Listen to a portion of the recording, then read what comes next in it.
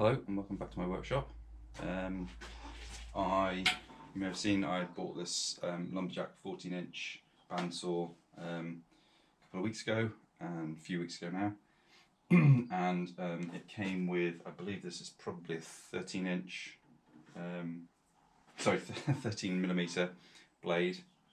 And it's great for doing straight sawing, but the sort of stuff I'm doing is very curved and some quite tight curves.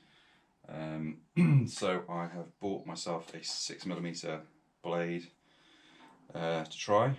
I bought it from the bandsaw shop in Leeds in the UK.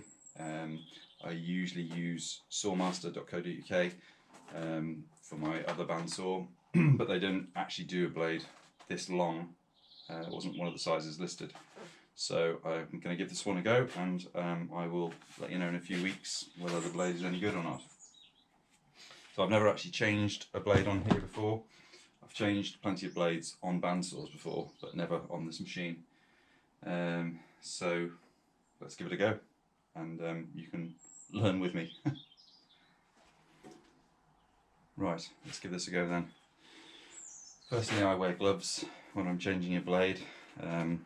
They're pretty thin gloves, so I can feel everything that's going on. It doesn't take away the feeling, but it just feels like when you're handling a blade that could have quite sharp teeth, it seems sensible.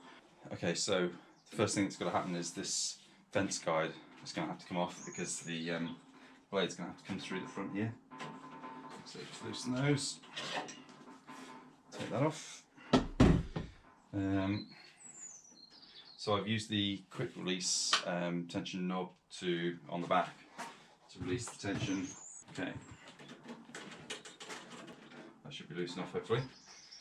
So also, as part of taking the blade off and putting a new blade on, we'll need to adjust the all of the guides, top and bottom. So I've done that before on my Titan bandsaw, but never on this one. So let's give this a go.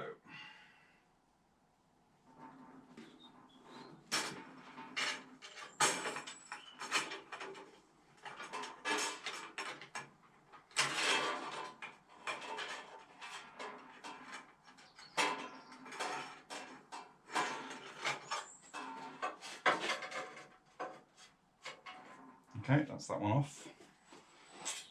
I'll give that a quick spray of WD-40 so that it doesn't go rusty whilst off the machine. Just give the wheels a quick inspection, make sure they look okay. That all looks fine. Yeah, and it's not too dusty in there. I had dust extraction on when I was using it, so there's not too much of a build-up of sawdust.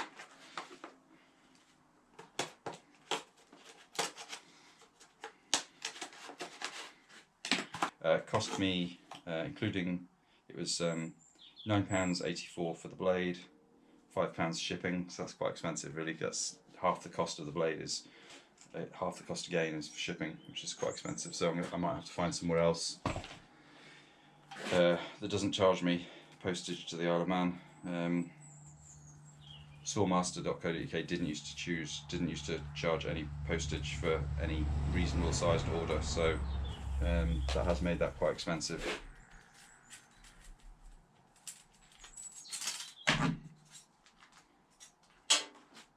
Okay, so as you can see significantly thinner than the last blade, which is good.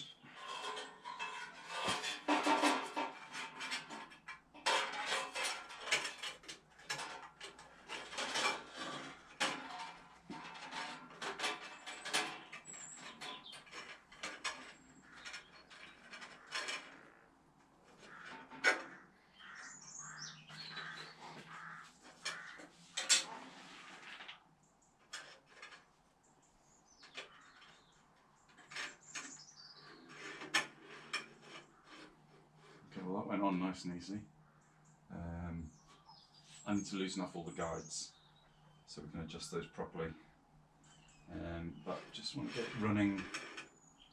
So I'm just going to put a bit of tension back on it.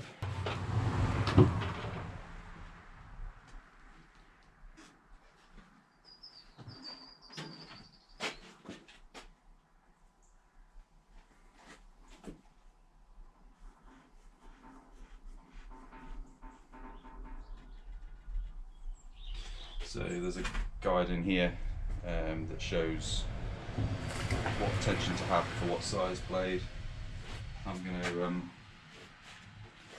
go at the slightly top end of 6mm because that feels about right. About a 1/4 inch of deflection when you push it. Feels about right.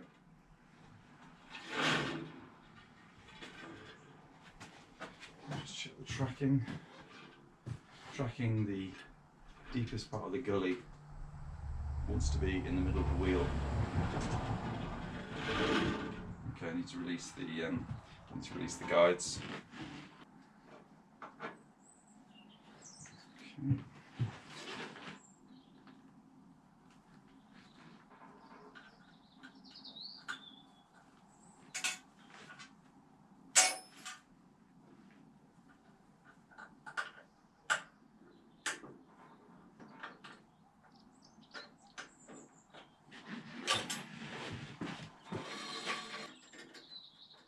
Really loose.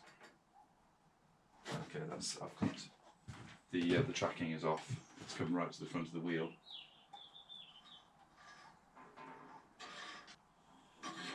Not too far.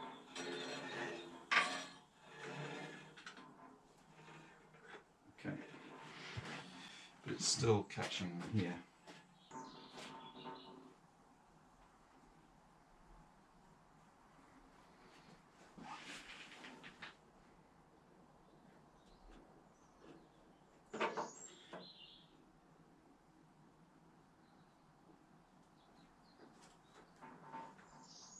Right, so the whole unit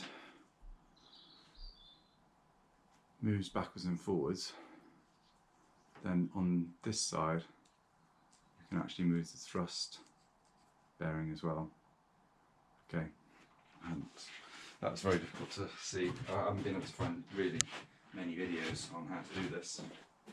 Okay, so we want to set the unit so that it's in the right place.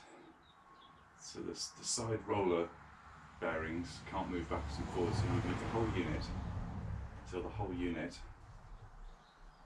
assembly has got the rollers just behind the teeth. You don't want the rollers constantly rolling on the teeth, otherwise they'll just flatten the blade, show it blunting it. Okay, so then that locks that in place. So now the unit is now locked in terms of backwards and forwards. Right, okay, I get that. Okay, see that. Now we bring the thrust bearing forward using that adjustment, so that by default it's not touching the rear bearing.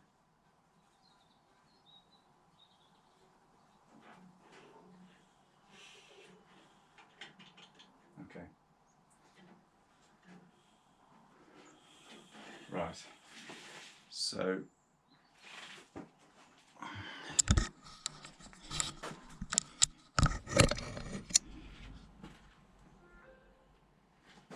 you've got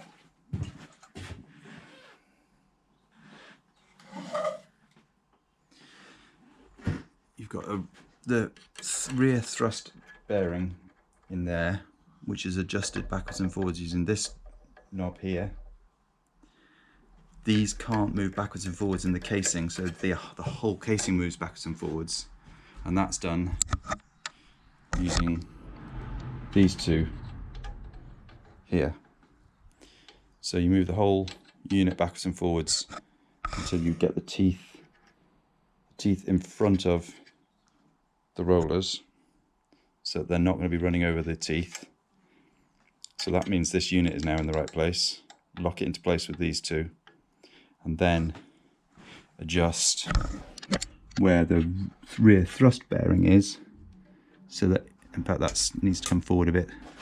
Can you see what I'm doing?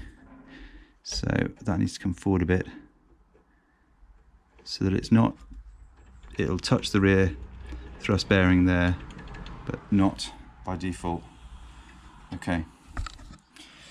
Right, well, I haven't seen any videos at all. There's nothing on the Lumberjack site. I haven't been able to find anything on YouTube explain to me how to do that, so hopefully that's quite a useful video for people to find, and hopefully you could see with the camera in there. It's difficult to see what you could see, but hopefully you could see exactly what it was that I was adjusting and how to do it. So now we have to do exactly the same on the bottom rollers.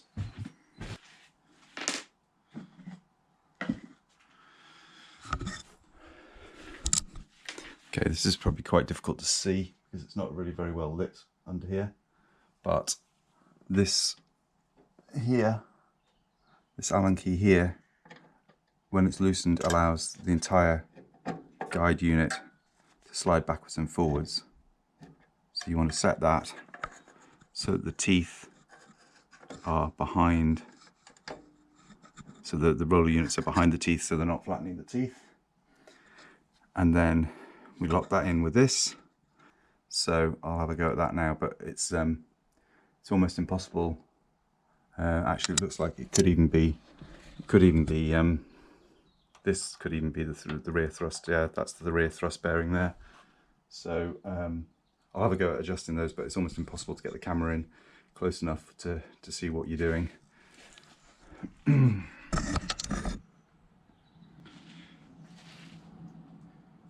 So I've adjusted using the one at the front that I showed you.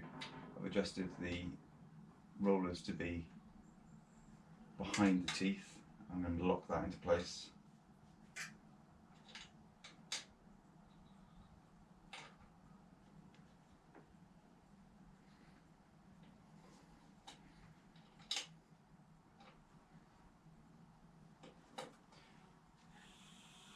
Okay, and then I need to adjust the rear thrust, which is on this side,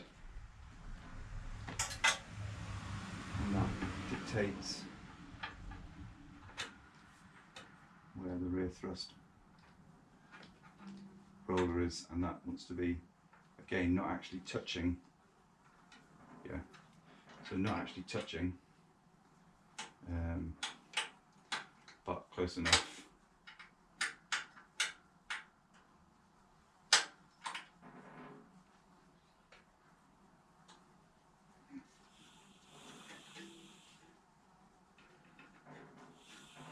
Right, okay, well that's, yeah, that's really very fiddly. Right, I think we're just going to have to try that and see. It feels okay. I think we're going to have to try it and see the first cut.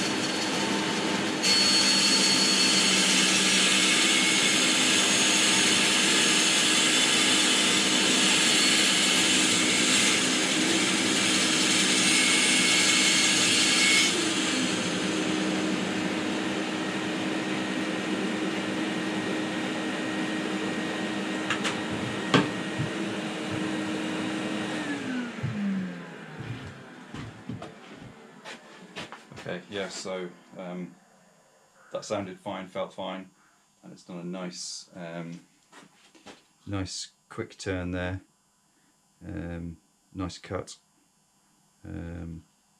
So that's going to be great. So in summary, 6mm blade is good. It's exactly what I need with the tricky twists and turns that I'm doing. But setting up the guides was a bit of a nightmare. Really, just because I didn't have anything to go on. There's nothing in the manual really that says how to do it, and there are no support videos on the Lumberjack website that I could find, and I couldn't really find anything on YouTube either. There were lots of people saying, "Oh, it's really tricky to do, and I can't really show you in there because I can't get the camera in there." So hopefully, the fact that I'll actually be able to show you right in detail exactly which bit to adjust. Hopefully that's helpful. Leave me any comments, any questions in the comment section down below, and if you've got time to subscribe to the channel, that would be amazing, and if you've got time to like the video, that would also be great. In the meantime, till the next video, stay safe.